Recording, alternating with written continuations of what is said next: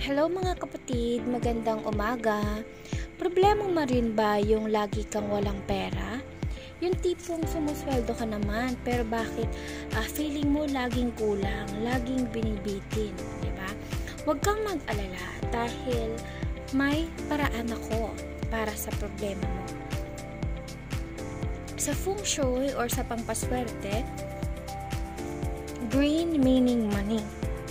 So, meron po akong ipapakita sa inyo na isang panibagong bracelet na lucky charm at money catcher. So, ipakita ko guys kung gaano siya kaganda. Okay, so perfect po itong pangregalo ngayong magpapasko sa inyong mga mahal sa buhay. Ayan, sobrang ganda niya guys, diba? Ayan, dyan po kitang-kita nyo na yung green po niyan symbolizes money and abundance. Okay?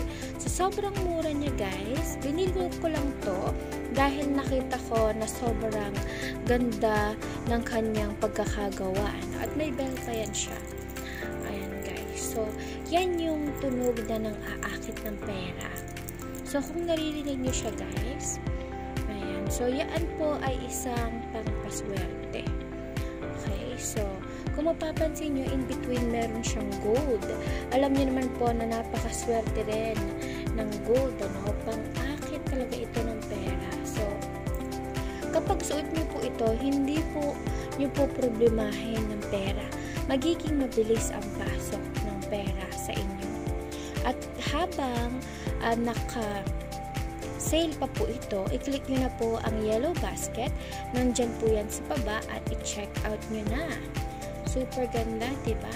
Super cute at super ganda. Okay, so i-check out nyo na.